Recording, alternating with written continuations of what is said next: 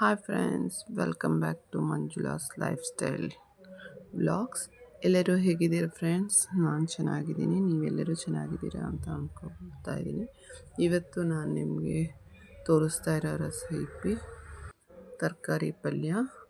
ಇದು ಬೇಗ ಒಂದು 10 ನಿಮಿಷದಲ್ಲೇ ಮಾಡ್ಕೋಬೋದು ಫ್ರೆಂಡ್ಸ್, ಅಷ್ಟು ಈಸಿಯಾಗಿರುತ್ತೆ. ಇದಕ್ಕೆ ನಾನು ಬಳಸ್ತಾ ಇರೋ ತರಕಾರಿ ಕ್ಯಾರೆಟು, ಹುರುಳಿಕಾಯಿ, ಆಲೂಗಡ್ಡೆ ಹಾಕಿ ಈಸಿಯಾಗಿ ಒಂದು ಪಲ್ಯ ಮಾಡೋಣ. ಬನ್ನಿ ಹೇಗೆ ಮಾಡೋದು ಅಂತ ನೋಡೋಣ. ಮೊದಲಿಗೆ ಸ್ಟವ್ ಹಚ್ಚಿ ಒಂದು ಕಡಾಯಿ ಇಟ್ಟು ಅದಕ್ಕೆ 1-2 ಸ್ಪೂನು ಎಣ್ಣೆ ಹಾಕ್ತಾಯಿದ್ದೀನಿ. ಎಣ್ಣೆ ಬಿಸಿ ಆದಮೇಲೆ ಇಲ್ಲಿ 1/4 ಸ್ಪೂನು ಸಾಸಿವೆ ಮತ್ತು ಕರಿಬೇವು ಹಾಕ್ತಾಯಿದ್ದೀನಿ. ಈಗ ಇಲ್ಲಿ 1 ಸ್ಪೂನು ಉದ್ದಿನಬೇಳೆ, 2 ಸ್ಪೂನು ಕಡಲೆಬೇಳೆ ಹಾಕ್ತಾಯಿದ್ದೀನಿ ಫ್ರೆಂಡ್ಸ್. ಇದು 1 ನಿಮಿಷ ಫ್ರೈ ಆದಮೇಲೆ ಒಂದು ದೊಡ್ಡ ಸೈಜ್ ಈರುಳ್ಳಿನ ಕಟ್ ಮಾಡಿ ಇಲ್ಲಿ ಹಾಕ್ತಾಯಿದ್ದೀನಿ ನಾನು. ಇದನ್ನು ಅಷ್ಟೇ ತುಂಬ ಗೋಲ್ಡನ್ ಫ್ರೈ ಬರಬೇಕು ಅಂತ ಏನಿಲ್ಲ, ಒಂದು ಸ್ವಲ್ಪ ಈರುಳ್ಳಿ ಬೆಂದರೆ ಸಾಕು. ಇಲ್ಲಿ ಒಂದು 3-4 ಹಸಿಮೆಣಸಿನ್ಕಾಯಿನ ಕಟ್ ಮಾಡಿ ಹಾಕ್ಕೊಳ್ತಾ ಇದ್ದೀನಿ.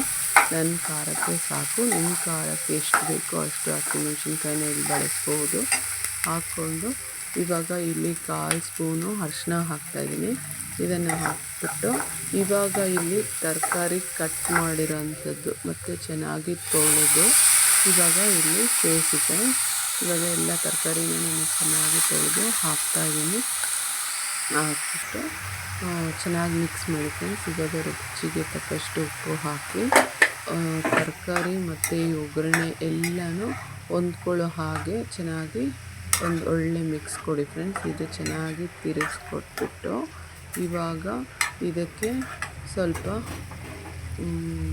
ಕೊತ್ತಂಬರಿ ಸೊಪ್ಪು ಆ್ಯಡ್ ಮಾಡಿ ನಾನು ಮತ್ತೆ ಮಿಕ್ಸ್ ಮಾಡಿ ಈಗ ಒಂದು 5 ನಿಮಿಷ ಸ್ಟವ್ನ ಫುಲ್ ಸಿಮ್ಮಲ್ಲಿ ಇಟ್ಬಿಟ್ಟು 5 ನಿಮಿಷ ಚೆನ್ನಾಗಿ ಬೇಯಕ್ಕೆ ಮಧ್ಯೆ ಮಧ್ಯೆ ಕೈ ಆಡಿಸ್ತಾಯಿರಿ ಫ್ರೆಂಡ್ಸ್. ಇವಾಗ ನಾನು 5 ನಿಮಿಷ ಆಗಿದೆ, ಮಧ್ಯೆ ಕೈ ಆಡಿಸಿದ್ದೆ, ಇಲ್ಲಾಂದರೆ ಸೀದ್ಬಿಡುತ್ತೆ.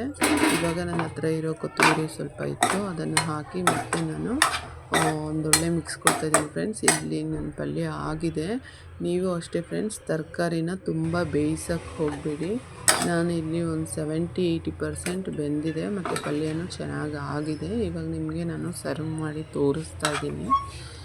ಇಷ್ಟೇ ಫ್ರೆಂಡ್ಸ್, ಎಷ್ಟು ಈಸಿಯಾಗಿ ನಾವು ಮಾಡ್ಕೋಬೋದು. ತರಕಾರಿ ಒಂದು ಕಟ್ಟಾಗಿದ್ದರೆ ಫ್ರೆಂಡ್ಸ್ ನಿಮಗೆ ಒಂದು 8-10 ನಿಮಿಷ ಹಿಡಿಯುತ್ತಷ್ಟೇ, ಅಷ್ಟು ಬೇಗನೆ ಆಗುತ್ತೆ. ಮತ್ತು ಇದು ಚಪಾತಿ, ದೋಸೆ, ಅನ್ನಕ್ಕೆ ತುಂಬ ಚೆನ್ನಾಗಿರುತ್ತೆ. ತಿಳಿಸಾರು, ರಸಮ್ ಇದ್ದರೆ ಅಂತೂ ತಿನ್ನೋಕ್ಕೆ ತುಂಬ ಮಜವಾಗಿರುತ್ತೆ ಫ್ರೆಂಡ್ಸ್.